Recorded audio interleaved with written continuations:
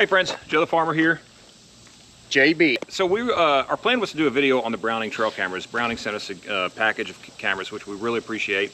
And as we were filming the video, we were just, kind of doing some other things out there, switching some cameras out. So we're going to play the intro for you on that. But, stick around for the rest of the video because there's a lot of just riding around the farm, doing deer chores, moving cameras around, just, even some banter about, some things to do for the upcoming season and in seasons in the future. So anything to add? No, man.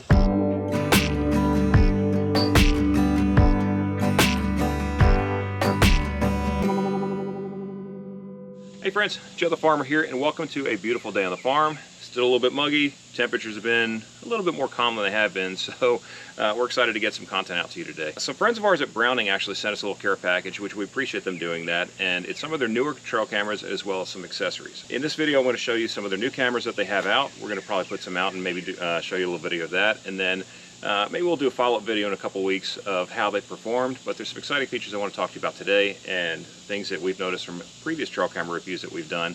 2020, 2021, we've reviewed the Tacticam, the Spy Point, the Stealth Cam, the Covert, the Browning, just a bunch of cameras. Really enjoyed doing it. That was fun because you could see what all the different features were of each different camera, but I think that a lot of the different manufacturers are really starting to figure out what the consumer wants. They want ease of setting it up. They want to have the ability to have excellent coverage wherever you're going to be with it, as well as the app needs to be a little bit more intuitive and useful. So Browning has their Strike 4 series. One is their Dark Ops and one is their Pro DCL. I guess they're both Pro DCL, and what DCL means is dual camera lens. Each of these cameras has two lenses. One is for daytime and one is for the evening. Right off the bat, the thing that kind of strikes me is 26 megapixel pictures. I've never set my cameras at 26 megapixels because it's going to eat your card up pretty quick, but the fact that you can do it is great. This one has 100 feet, as it says, of invisible infrared night illumination, so if you have spookier game, this is probably the one you want to go with. This one is going to be more of a maybe security camera, or they're both going to work, but I have noticed that you will see animals looking at that infrared light once in a while. This one has 130 feet of illumination, this one has 100, and they both have a 0.15 second trigger speed, which is lightning fast. That's going to help you see the front of the animal, not its rear end as it walks by. So let me show you the next one, because this is what I'm really excited about. Okay, so if you watched the channel for a while, and if you haven't, hit the subscribe button down there and come along with us in the future. But we have done a review of the Defender Scout Pro, which is it's a couple-year-old model of Browning's camera. And at first, in the videos that I did with those, I was skeptical, and I was actually a little hard on them because I didn't love their app, but I love the build quality. The Tacticam, if you feel a Tacticam versus a Browning camera, the Tacticam kind of feels like it's like air weight. It doesn't feel nearly as durable as one of these cameras do. I've joked around in one of the other videos that you could build your house with it. They're like bricks. But this new Defender Pro Scout Max is a little less expensive. This is $139 versus I believe the other one's $169. And this particular camera advertises that it will work on 1 year with just 8 AA batteries. I can attest to the fact that the Browning cameras use far less batteries than any other camera. Aside from the Treeline non-cellular camera that we used, that thing's great on batteries too, but the Browning cameras are by far the best on battery. I hardly ever change the batteries in them, but I'm constantly going out there or getting notifications from Tacticam or from Stealth Cam that the batteries are low. The other thing about this is that for a cell cam to have 0.25 second trigger speed is really fast. 20 megapixel pictures, that's perfect for a cell cam. You're not going to have a 20 megapixel picture sent to your phone every time the thing goes off. Still has high power infrared illumination. It will do video, it'll do HD videos with sounds, which is kind of unbelievable. Now that you can have sound with it. Maybe we should film this video with one of these things. That'd be kind of cool.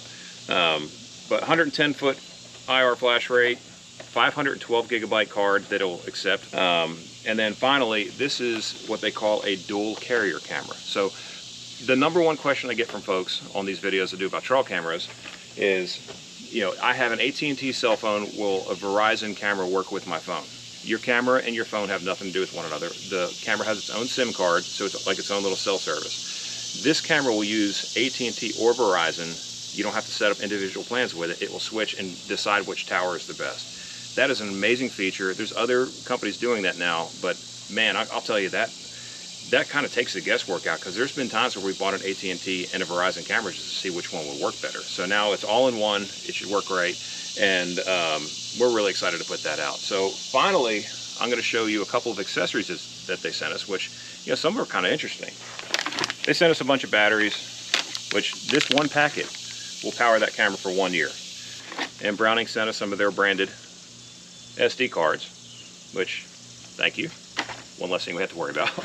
They did send us a T-post mount, which, if you've been following the channel, I did a stealth cam video about on that part of the farm where we mounted, a guy named Art Gunny sent me just a sample of his T-post mate. Those things work fantastic. This one, what I like about this is, if you can see there, it has an adjustable, pretty large area to put the T-post in, and then it has this almost like a adjustable toggle thing to where the camera can really go however you want it to go. But if you don't have a T-post, Browning has come out with this trail cam field mount. Now, the picture on the back probably does a better job than me describing it. What's cool about this is you could put 2 cameras on here.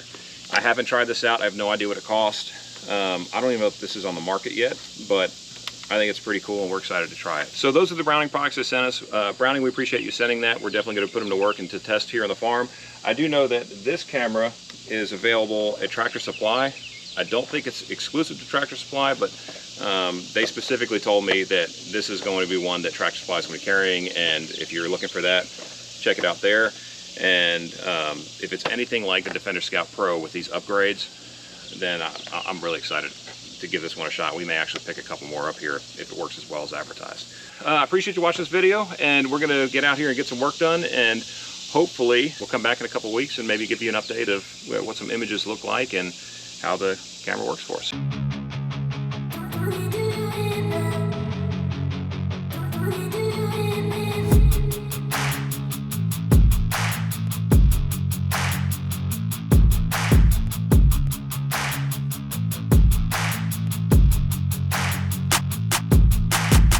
All right, so looking at that mount, you've got basically this little thing you kick in. Looks simple enough to where we just took this out of the packaging. We haven't set it up yet. Just kind of, I assume, get this thing going. For height, right?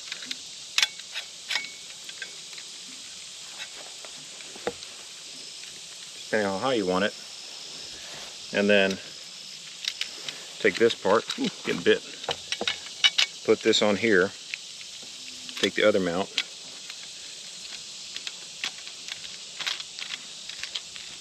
and that is really slick.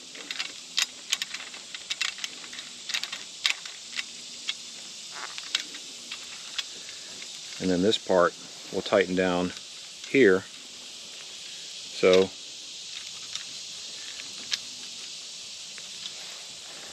man, I mean, that's solid.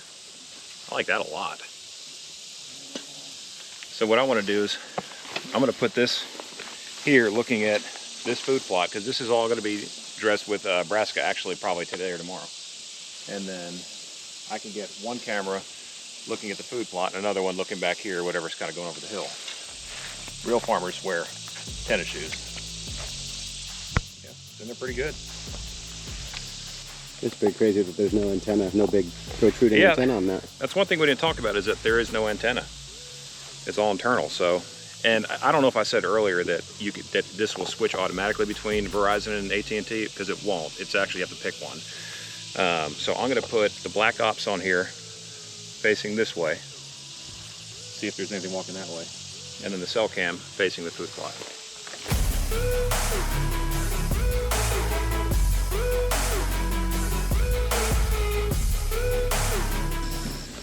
All right, onward.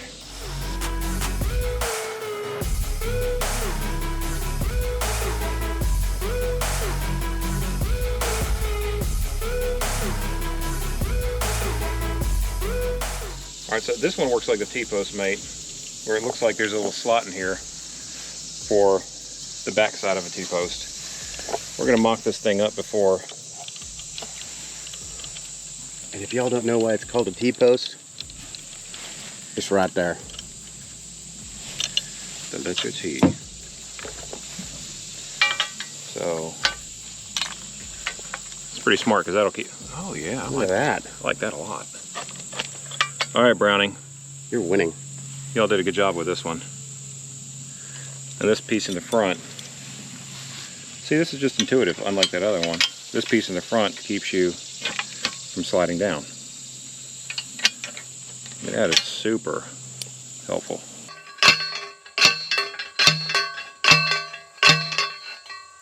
Easy peasy. Lemon squeezy. Forgot the camera. All right, so this is not the dark hops.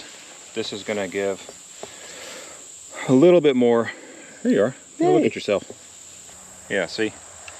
Easily guides right in that one spot in the back. Tighten it down. I really like this a lot. I think this kind of takes the issue of if you had an uneven, it's like, look at this, that's not a T, that's like a Yellowstone post.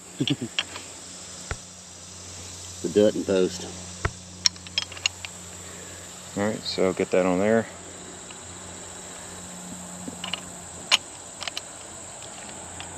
But this is what's very handy. Again, with this screen, I can see exactly what we're looking at.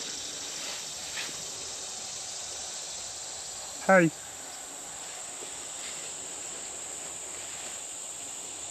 All right, so we're on. We're going to see every deer in the state of Tennessee.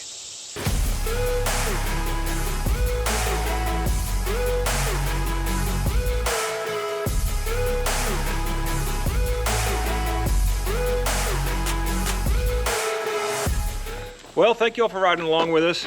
JB and I had a good time putting those Browning cameras out, switching some other cameras around, just some random kind of deer chores, and just as you can see behind us, we have a whole lot of stuff coming here in the channel.